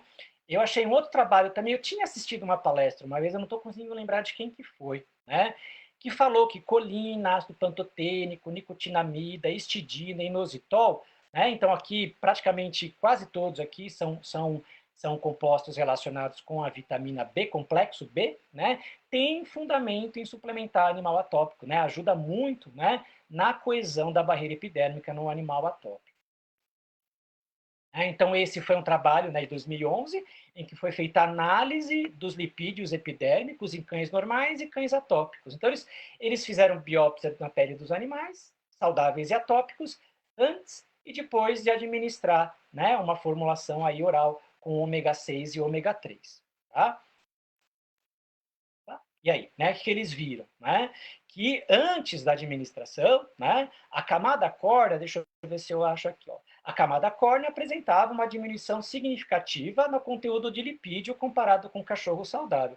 Depois que eles receberam 2 meses de suplementação, né, com ácido graxo, né, eles viram, por estudos de microscopia eletrônica, né, que houve uma melhora na organização de lipídios lamelares na camada córnea, comparável a animais saudáveis. Então, por esse estudo, foi interessante. Tá? Eu assisti, né? Eu diria que o prazer de assistir essa palestra, né? Aqui está escrito errado, tá? É uma só, em 2016, né? Do Kenneth Koshka, tá? Em que ele fez uma apresentação. Eu nunca assisti uma palestra tão boa sobre ácidos graxos, nunca li nada também tão bom sobre ácidos graxos. Então, se vocês tiverem acesso aqui a esses anais, tá? Entra aqui, Kenneth Koshka, e vocês vão ter esse trabalho maravilhoso. Ele fala de ácido graxo não só para a pele, mas para outros sistemas também, né? Mas ele faz bastante conceito sobre ácido graxo que às vezes a gente, né, não tem muita noção, tá? E eu pus aqui só um resuminho, né? Não dava para colocar tudo que ele fala, tá? Então, a dose que ele recomenda, né? Então, vamos lá. Ômega 3. Ômega 3 ele recomenda por via oral, preferencialmente, né? E a dose é 60 miligramas por quilo, né? Então, é combinado, né? EPA com DHA, você tem que chegar a um valor aí de 60 miligramas, né? Combinados por quilo para fazer a suplementação, tá? No mínimo, né? Tem trabalho que mostra mais, né? Mas a dose mínima seria 60 miligramas por quilo, somando aí, né? O EPA com o DHA, tá? Que mais que ele mostra aqui? Tem um outro, opa, achei que tivesse uma outra, aqui, eu esqueci de marcar, tá? Esse trabalho, né, trabalhou com indicou 74,6 miligramas de combinado de EPA e DHA, né? E os dois trabalhos melhoraram, né, com ômega 3, melhoraram aí o conteúdo lipídico na epiderme, né? Os animais foram avaliados para prurido e também para as questões aí de score, né, de avaliação clínica, tá? O que ele comenta? O ômega 6 é muito bom também, mas o ômega 6, se a gente der excesso, ele pode gerar ácido araquidônico, que leva à síntese de substâncias pró-inflamatórias. Tá? Então, é interessante um mix ômega 6 e ômega 3, mas não pode ter exagero de ômega 6. Tá? Ele até fala que o ômega 6, se você tem receio, né, de administrar excesso de ômega 6, use bastante ômega 6 como tópico, né, mais como tópico, e trabalhe com ômega 3 oral. Tá? Aí você não teria muito risco, né, de induzir um excesso de produção de ácido araquidônico. Né? Esse é o trabalho, né, que avaliou aqueles constituintes de complexo de vitamina B, né, da vitamina B5, B6, B2, B1, né, qual que era o papel deles, né? Eles avaliaram, na verdade, 27 substâncias nutrientes que poderiam ter repercussão aí na pele, mas eles selecionaram, né, aqueles 5 como os que tiveram, né, uma representatividade de melhora mais intensa, tá? Então, veja, ó, 27 componentes nutricionais foram avaliados para sua habilidade, né, de melhorar o conteúdo e síntese lipídica na epiderme. Né? 7 desses componentes mostraram, né, um benefício. Tá? Bom, em seguida, né, o que eles fizeram? Avaliaram, com a administração desses medicamentos, né, desses nutrientes, qual que é, se havia perda de água pela epiderme. Né? E eles viram que a administração desses componentes reduzia a perda de água transepidérmica após 9 semanas seguidas de suplementação. Interessante, né? Complexo B. Né? Bom, e terapia tópica, né, a gente não pode deixar de falar, né, a gente trabalha muito também, né, é fundamental, né, o animal atópico ele não pode ficar só com os anti-inflamatórios, né, ele precisa aí de medicamento tópico para hidratar essa pele, para tentar repor essa barreira, e o que a gente vê melhor resultado, né, então fitoesfingosina, né, pode melhorar, fitoesfingosina é um precursor de ceramida na epiderme, muito interessante, né, então aumenta a espessura e organiza a camada lipídica. Há medicamentos que associam colesterol, ceramida e ácido graxo essencial, os três que compõem a barreira lipídica. Né? Eles aumentam os lipídios lamelares, é comprovado em estudo científico também. Mix de óleos vegetais, né? Tem também, né, nesse trabalho aqui do Nuttall de 2019, né, comprovado que mix de óleo vegetal, né, ajuda na redução do score de prurido em 25, desce em 25%, o score de lesão baixa em 39% em 24 cães estudados. E ainda a associação de ceramida, fitoesfingosina e o ácido glicirrísico, que a gente conhece como um bom anti-inflamatório, né? Ela reduziu o prurido em 14 cães atópicos, também avaliado aqui por esse trabalho do Nuttall de 2019. Tá? Aqui eu coloquei, né, uma série de ativos, né? Depois eu acho que vocês, bom, quem conseguir aí fazer um print, né, dessa tela é interessante, né? Porque são vários ativos que a gente trabalha, né? Aí para quando a gente não tem um produto, né? A gente tem empresas que hoje em dia, né, são muito focadas, né, em hidratação de pele de cachorro alérgico, né? Mas às vezes a gente quer um componente que não tem nesses produtos dessas empresas, ou a gente quer fazer um mix e eles não têm exatamente aquela proporção que a gente precisa, né? Então, a gente recorre aí ao uso dessas substâncias, tá? Então, aqui, ó, por exemplo, né? O ácido lático, meio a 2, né? Aloe vera eu uso bastante, eu uso geralmente 5, né? Aveia, super importante para diminuir a irritação da pele. Ceramida, 0,62. O hidroviton uso bastante também, né? Por volta aí de 5%, tá? De 3 a 5 eu costumo usar. Fitoesfingosina, 0,05 a 0,2, né? Então pode usar aí por volta de 0,1, tá? Pirrolidona carboxilato, lembra quem é esse? Vamos ver quem prestou atenção aí na palestra. Pirrolidona carboxilato é um derivado da filagrina, né, na camada córnea, que é o constituinte mais importante dos fatores de nutrição naturais da epiderme. Né? Ele também pode ser manipulado. Né? Ele tem um nome aí, né, simplificado, PCA-NA, e a concentração aí é de 1 a 5%. Na ureia, né, um bom... Então, algumas substâncias aqui são emolientes, quer dizer, preenche um espaço, né, necessário aí que tem na epiderme, né, evita a perda de água na epiderme, e algumas substâncias aqui são umectantes, quer dizer, atraem água para a epiderme. Né? O ideal é sempre ter um de cada, né, um emoliente com um umectante. Né? Aqui alguns casos clínicos, né, algumas, na verdade, são só fotos, né, imagens de animais que tiveram. Aí, é claro, né, veja, o tratamento tópico, o tratamento com ácido graxo, né, com aquele complexo vitamínico, eu sempre imagino como tratamentos complementares, tá, gente? Eu não deixo de usar os medicamentos aí anti-inflamatórios ou que vão controlar as citocinas, tá? Então, todos esses casos aqui eram animais que tinham algum imunomodulador, algum anti-inflamatório, mais o tratamento tópico, né? Aí por shampoo, loção, gel, creme, spray, aí o mundo, né? Vocês podem trabalhar com um monte aí de variabilidade de administração, tá? Eu sempre fico testando para cada animal atópico qual o melhor hidratante, né? Para alguns eu acho que é o hidroviton, para outros eu prefiro a ceramida, para outros a fitoesfingosina tem benefício, então é questão do cliente gostar e do resultado clínico. Né? Então veja, né, antes e depois, né, desse York, olha a qualidade do pelo como mudou, aqui o mesmo cachorro, né, aqui região de membro posterior, ele não zera, né? É difícil zerar um animal atópico, mas a gente consegue melhorar bastante, né? Aqui em gato, né, eu sei que a palestra é de cachorro, me desculpe aí a Brana, mas, né, eu quis trazer aqui num gato atópico, né, que a gente fez, além de medicamento anti-inflamatório, a gente trabalhou também com hidratação cutânea, né, e ajudou bastante, tá? Então, se o gato tem problemas de barreira, não sabemos confirmar, né, mas que o hidratante pode ajudar, acho que sim, né? Antes e depois, né, interessante que ficou, tá?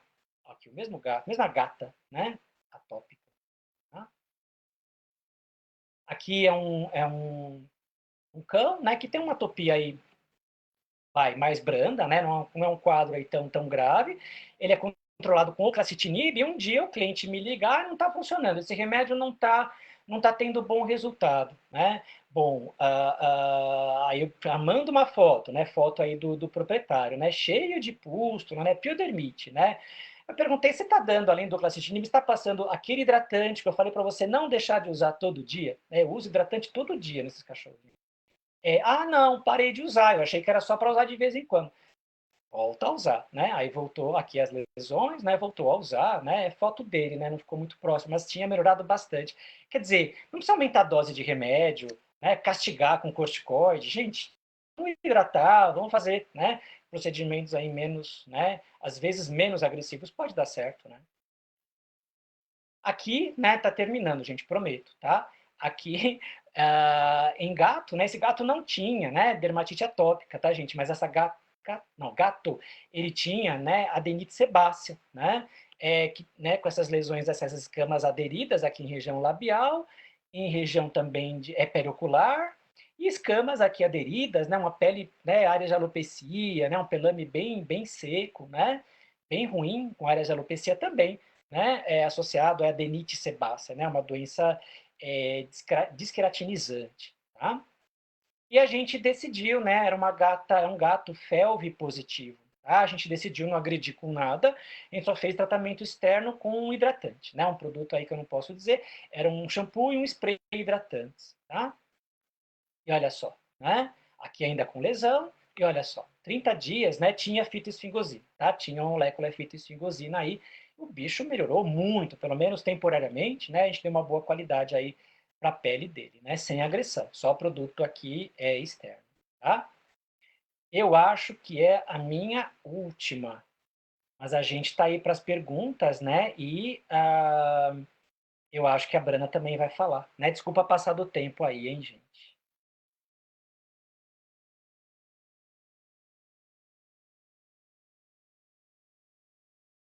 Professor, muito obrigada.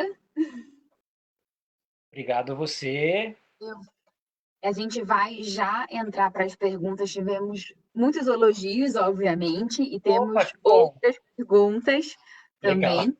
Eu só quero contar uma novidade para o pessoal que tá nos assistindo sobre o lançamento da Rios. Eu vou compartilhar aqui a minha apresentação com vocês para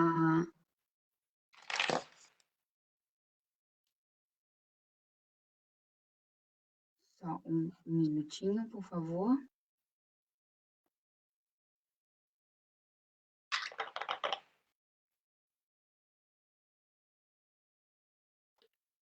Então, gente, para a gente finalizar aqui e ir para as perguntas, queria contar um pouco dessa novidade.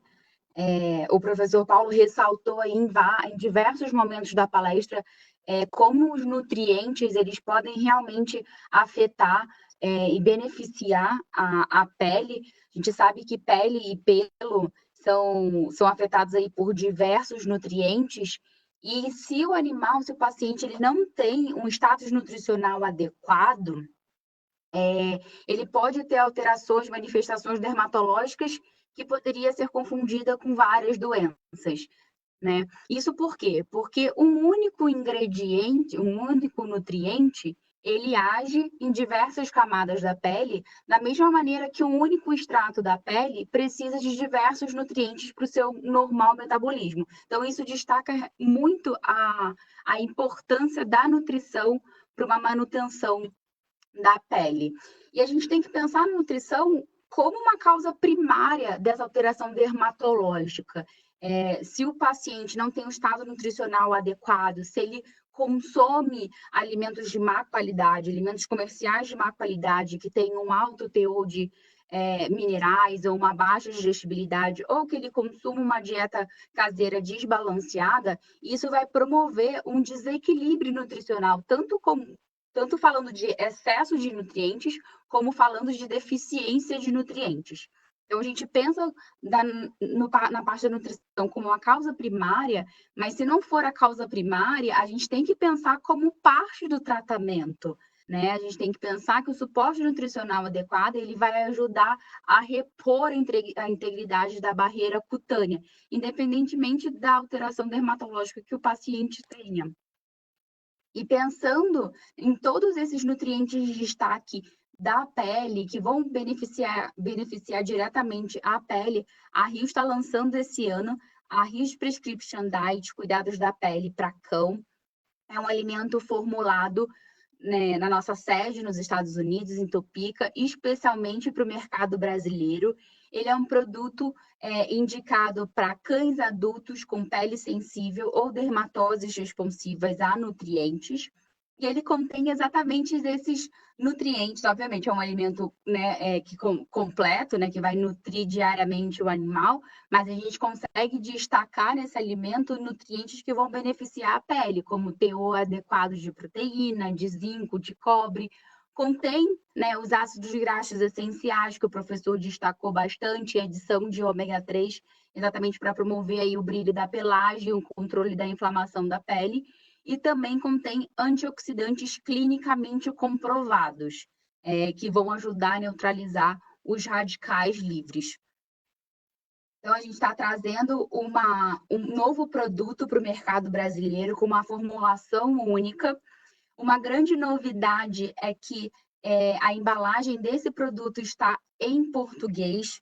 A gente tem novos tamanhos de embalagem também, como vocês podem ver, né? Embalagens de 2 quilos e 7,5 kg para cuidados da pele pedaços pequenos, que é uma outra novidade, que é destinado para cães de menor porte, e temos embalagens de 2 quilos e 10,1 quilos destinadas a cães de médio a grande porte, tá? Então, a gente está trazendo toda essa novidade para ajudar vocês, auxiliar vocês no dia a dia. A nossa linha Prescription Diet, que é a nossa linha de alimentos coadjuvantes, ainda está mais completa para transformarmos vidas juntos em 2020. É um produto novo no mercado, pensando em alterações dermatológicas para ajudar vocês no dia a dia, né, na rotina. Eu vou agora passar a bola novamente para o professor Paulo.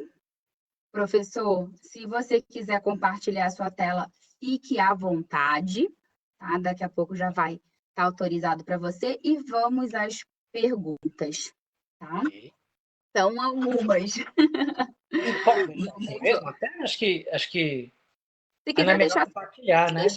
Depois, se você quiser compartilhar para revisitar algum slide, fique à vontade. É melhor, né? É verdade, tem razão. Eu acho que foi. Não, tá compartilhando. Foi, né? Tá. Foi. Só você, se você quiser colocar em modo apresentação para ficar em tela cheia, sem problema nenhum. Ok. Então, a primeira pergunta: qual é o papel atualmente dos ditos repositores de barreira cutânea spot-on? Então, esses, né, repositores, normalmente, eles têm algum componente aí, ele é meio um mix, né? Mas eles têm, geralmente, lipídios, né? Então, entra aí ácido graxo, entra aí um pouco de ceramida, alguns têm fitoesfingosina, né? Alguns têm ômega também, né? Então, a ideia é justamente, né, repor no animal atópico, repor essa deficiência lipídica que a gente comentou, né? Então, assim, qual que é a minha opinião? A gente sempre vai ter que encarar esse grupo de medicamentos, esse grupo, essa forma de terapia como um complemento. A gente não pode imaginar que um produto desses vai resolver uma doença tão complexa como essa, né? Com tanta alteração aí de citocina, né? De T-helper 2, T-helper 1, 17, 22, né? Então, a ação desses repositores é para minimizar, né? Um bom complemento, né? Eu vejo dessa forma, né? Eu acho que ela ajuda a hidratar um pouco mais a pele, né? Ajuda a repor um pouco o que essa barreira está perdendo, né? Como a gente viu, a barreira, a perda de barreira é frequente em muitos animais, mas a gente não vai ver isso em todos os cães atópicos. Então, provavelmente, né, o benefício vai ser para alguns. Né? O dia que a gente conseguir definir melhor quem tem perda de barreira ou quem não tem, eu acho que aí talvez a gente tenha um emprego melhor desse grupo de medicamento. Né? Vamos para a próxima pergunta. Qual a concentração que você usa do Tracolinos tópico?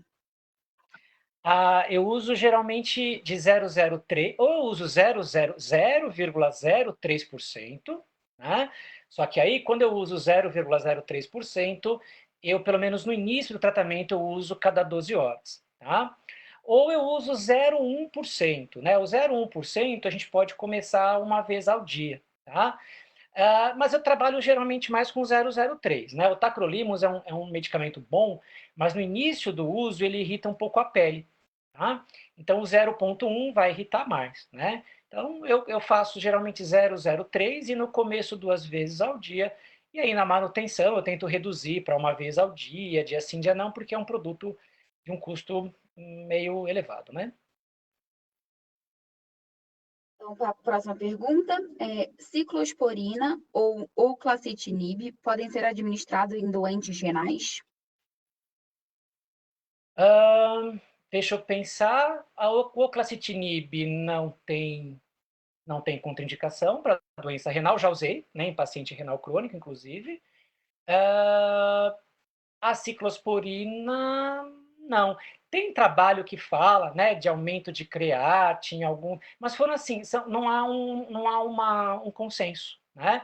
Eu já usei ciclosporina em paciente renal, tá? Não vou mentir, né? E não vi, pelo menos não pelos parâmetros, né, nesses poucos cães, eu não vi um agravamento, né? Hoje em dia, com as ferramentas que a gente tem, eu deixaria a ciclosporina no paciente renal, como a gente não tem uma certeza absoluta, eu deixaria talvez como uma terceira opção aí, se possível, né? Se possível, eu digo, né? Porque não é bem assim uma questão de escolha, né? Eu quero sempre usar o clacitinib, quero sempre usar o loquevetimab, não é bem assim, né? Tem animais que respondem muito melhor com ciclosporina, tem animais que respondem muito melhor com loquevetimab. Então é individual, né? Qual é a duração média do tratamento em cães atópicos crônicos e a reincidência do problema, a taxa de reincidência do problema? A duração de qual tratamento? Com o quê? Desculpa, Brana. Em cães atópicos crônicos, ela não definiu, ela não exemplificou o uso de algum medicamento nem nada, só um A tratamento em cães atópicos crônicos. duração, na verdade, lembra que eu mostrei um slide que tinha o sistema imune, né? Que é o mapa do inferno que eu brinquei? No mapa do inferno tinha uma parte que era pele não lesionada, né? Que é a pele do atópico, vamos dizer que pode ser a pele de um animal atópico durante um tratamento, né? Então, o cliente, ele acha que na hora que ele deu 30 dias de oclacitinib, que ele fez 2 aplicações de loquevetimab, que ele deu uma caixa de ciclosporina, ele acha que isso é suficiente. A pele melhorou, desinflamou, o animal parou de coçar. Gente, a pele do atópico ela é constantemente inflamada. Isso aquele desenho mostrou, né? Mesmo a pele sem lesão, microscopicamente tem inflamação. Então, respondendo a tua pergunta, a gente não para o tratamento de um atópico, né? Com hidratante, com anti-inflamatório, claro, a gente pode reduzir dose em alguns protocolos, né? Mas parar não tem como, né? Os tratamentos hoje em dia proativos, né? Eu vi que a Cris Botelho estava aí assistindo, né? Ela adora otite, né? Especialista em otopatia. Os tratamentos de otite, gente, a gente não para. A gente faz um tratamento, melhora aquela orelha, mas a gente mantém algum medicamento aí tópico, geralmente, né? Algum tipo de. Aí tem que ser corticoide, né? Geralmente, né? Para evitar uma nova crise, porque a pele está constantemente inflamada, a gente que não está vendo.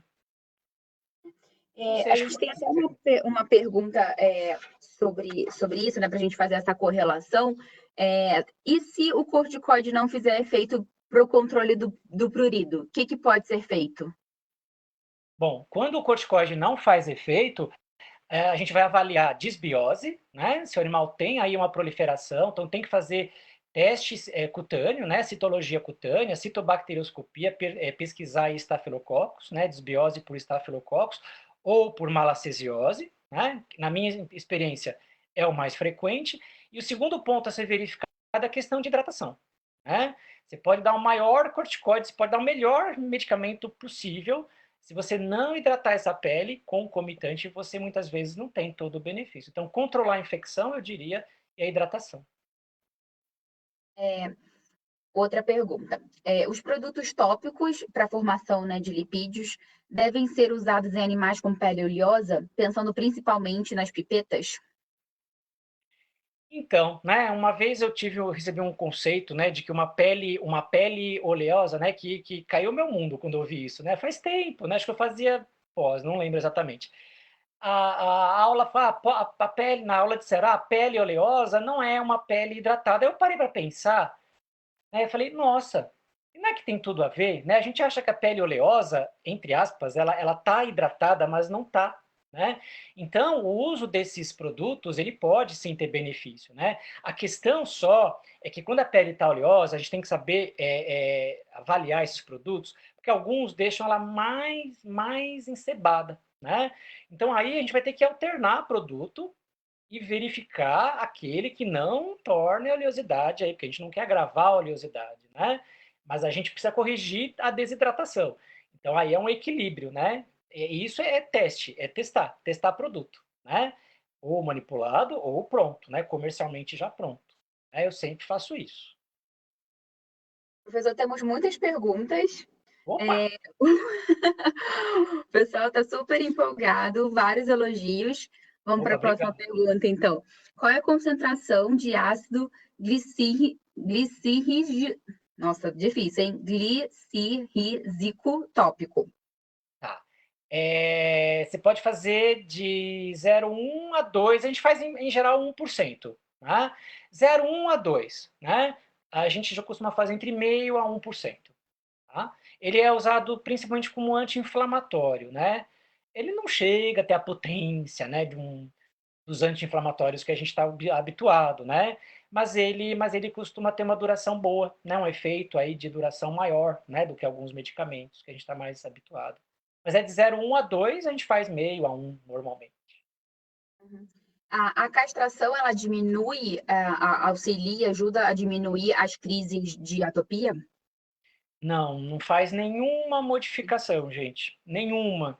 A castração poderia trazer algum benefício se o paciente, se a cadela, por questão aí de pico estrogênico, né? Em alguns animais com pico estrogênico, a gente vê que a pele fica um pouco mais ressecada, mas olha, sinceramente, eu diria que não faz modificação nenhuma, né? Animais que podem ser atópicos, ao mesmo tempo alérgicos a estrógeno, mas isso é tão raro, né? A hipersensibilidade hormonal é um quadro tão raro da gente ver. Mas eu diria para você que na grande maioria dos casos a gente não vai ver benefício nenhum. Uma próxima pergunta: qual a sua opinião sobre limpadores otológicos que têm na composição fitoesfigosina? Bom, eu não vou poder dizer isso em termos práticos, porque eu nunca fiz um estudo comparativo, tá? Mas em termos teóricos, eu acho excelente, porque, né, a princípio, é um ativo que tende a melhorar a barreira epidérmica, inclusive dentro do conduto auditivo, né? Então, sim, né, eu gostaria de testar, né? Aliás, eu já usei, né? Já ganhei algumas amostras, já usei alguns casos, né? Eu vejo que são produtos que não agridem, o que é muito importante, né? Tem muito produto aí para otite que, nossa, quando é otite do atópico, né? Então, quando a otite é do atópico e a pele já tem aquele ressecamento, e você coloca ácido na orelha, meu Deus, o bicho acho que gruda no lustre, né? Então, a gente evita, né, esses produtos aí mais ácidos, pelo menos, né? Minha opinião, né? E a fitoesfingosina, acho que vai bem, porque ela, nas apresentações que eu usei, acho que foi uma ou duas empresas que me deram, né, para testar, eu considerei um bom produto, porque não irritou, entendeu? Não agravou. Não fiz estudo para avaliar, né, o quanto preenchia realmente de ceramida, né? Mas, a princípio, não irritou a pele, não irritou o conduto, né? Interessante. Vamos para a penúltima pergunta. Nos animais com prurido causado principalmente pelo TSLP, o oclacitinib e o loquivetimab não farão efeitos, certo? Então, o que a gente tem que pensar é que o TSLP ele vai estimular a T-helper 2, né? E estimulando o T-helper 2 vai produzir algumas interleucinas que o oclacitinib e o loquivetimab conseguem inibir de alguma forma. Então, apesar do loquivetimab e do oclacitinib não inibirem diretamente o TSLP, eles inibem substâncias estimuladas pelo TSLP, induzidas, melhor dizendo, pelo TSLP. Então, o que eu diria para você? Pode ajudar, né? Agora, né, um produto que iniba direto o TSLP, eu tenho uma gama de benefício aí maior, né? Porque daí eu consigo inibir, né, de uma forma mais ampla, não só, né, essas interleucinas que a gente comentou do TRLP2, mas também a imunidade inata, né? O agravamento em relação à redução da expressão de filagrina, né? Porque o TSLP tem um envolvimento muito amplo aí na fisiologia da pele, né? Mas gostei da pergunta, boa pergunta. Assim que a gente gosta, né? Não, são É, todas interessantes, mas esse aí é alguém que ficou prestando muito, né, bastante atenção aí num ponto que a gente citou com mais detalhe, que foi o TSLP, é legal. essa pergunta, para a gente finalizar, a gente teve algumas perguntas do produto que eu vou responder depois, mas para finalizar a parte, né, do professor Paulo, a participante queria saber qual a sua opinião, né, sobre o uso de corticóide, cefalexina e também o uso de cetodine. O uso de corticoide associado à cefalexina? Animais que após o tratamento com corticóides e cefalexina, uso também cetodine. O que o senhor acha? Deixa eu ver se eu entendi. Ela tratou a crise, né, um animal atópico em crise, vou imaginar, né, que fez piodermite. Então, ela usou uma associação de corticoide com cefalexina, ok. Né? O único porém que eu tenho a dizer nessa parte da pergunta é a gente tem usado cada vez menos antibiótico sistêmico. Mas eu sei, né, não vou mentir também, casos graves de piodermite superficial a gente acaba usando. Né? Por que a gente tem usado menos? Por causa de indução de resistência. Então, o que eu diria? Eu tento muitas vezes, se for para usar corticoide, ou que seja loquivetimab ou clacitinib, tratar a disbiose com produto externo, tópico. Casos graves, eu sei, não tem jeito, vamos para um antibiótico sistêmico, tá? Bom, aí deixa eu ver se eu entendi. Daí ela parou o tratamento com corticoide e cefalexina, porque o animal melhorou, e ela saiu da crise e ela está mantendo com o cetodine. Pelo que eu entendi, sim. O cetodine, se não me engano, bom, pelo nome, né, deve ser cetoconazol com clorexidine, né? Veja, cetoconazol e clorexidine são produtos bons para minimizar a proliferação de bactéria de malacésia.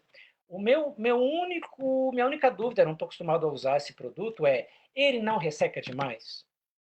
Aí você tem que avaliar, porque esses produtos, se eles controlarem a infecção, mas se eles ressecarem demais, eles vão no final, né? Você vai perpetuar um problema, né? Vai agravar mais ainda o problema, tá? Você vai diminuir aí a gordura na epiderme, né? Então, talvez, né? Talvez, eu não estou vendo o caso, né? Talvez pensar em associar, você quer usar clorexidine, associar com compostos que tenham mais emoliente, né? Mais hidratação, né? Quem sabe, né? Aí você minimiza, né? Porque acho que pelo que eu estou entendendo, ela quer manter um produto para evitar a desbiose, que vai voltar, fato, né? Agora lembre, né? para evitar desbiose, a gente precisa também manter controle de inflamação, né? Que às vezes consegue com corticoide, às vezes consegue com loquevetimab, com ciclosporina, né? Então, essa história de fazer um remédio e parar, né? Isso é possível em animais atópicos que têm crises muito distantes umas das outras, mas olha, esses não vêm, esses não vêm para mim. Né? Eu só recebo aquele atópico que tem crise o ano inteiro. Frequências de crise esporádica, não sei porquê, né? Mas enfim, né? Os que eu pego têm crise o ano inteiro, então eu tenho que manter, eu tenho que fazer medicina proativa, gente. A ordem é essa em atopia. Medicina proativa. O bicho parece estar bem, você mantém algum tipo de medicamento tópico, sistêmico. Mas cuidado com o ressecamento, hein? Tem muito produto aí que resseca muito a pele. Tá ótimo, professor. Muito obrigada. Para a gente finalizar o nosso webinar, uma participante perguntou qual é a origem proteica deste novo produto do Cuidados da Pele. Então, Legal. como fontes proteicas principais desse produto, a gente tem a farinha de vísceras de aves, o ovo em pó e o glúten de milho 60, que são 3 fontes proteicas de altíssima digestibilidade. E o que vale a gente ressaltar aqui, né, professor e participantes, é que esse produto ele não é indicado para alergia alimentar. Então, ele não tem o perfil nutricional que atenda às especificações de um paciente com alergia alimentar, que seria, né, uma única fonte de proteína hidrolisada, uma única fonte de carboidrato. Isso a gente tem AZD. Então, a AZD atende esse perfil nutricional para pacientes com alergia alimentar. E para os demais pacientes, pensando em reposição da barreira cutânea, uma pele sensível, dermatoses responsivas a nutrientes, a gente tem teores aí adequados de proteína, de cobre, de zinco, que são nutrientes fundamentais para a reparação dessa barreira, da regeneração. E aí você indica cuidados da pele. Então, é importante a gente distinguir bastante esses 2 pacientes. Se você tem um paciente com alergia alimentar, a indicação da Rios é AZD. Se você tem outros pacientes com alterações dermatológicas, com pele sensível, né, como a gente já falou, você vai indicar a cuidados da pele, tá? Por isso que a gente não tem essa preocupação de fazer essa restrição na quantidade de fontes proteicas, por exemplo, na cuidados da pele, porque são indicações completamente diferentes. Queria agradecer demais, professor. Foi uma delícia fazer essa live, essa transmissão com você. Para quem, né, não sabe, a gente também tem um canal no Facebook, o Risvet Brasil. Quem não acompanha, acompanhe lá. E pela primeira vez nós estamos fazendo uma transmissão ao vivo em parceria com o professor Paulo. Que legal. Uma novidade para a gente, foi um sucesso. Eu gostei muito também, Brana. Muitos acessos, muitos elogios, então sou muito grata pela sua parceria. Espero que seja a primeira de muitas. E queria agradecer novamente a presença de vocês. Uma boa noite, uma boa semana e até a próxima. Obrigado a todos que assistiram, obrigado, Brana, e toda a equipe aí de suporte, né? Toda a equipe da Rios aí por trás desse evento, né? Muito obrigada. Uma boa noite a todos. Boa noite.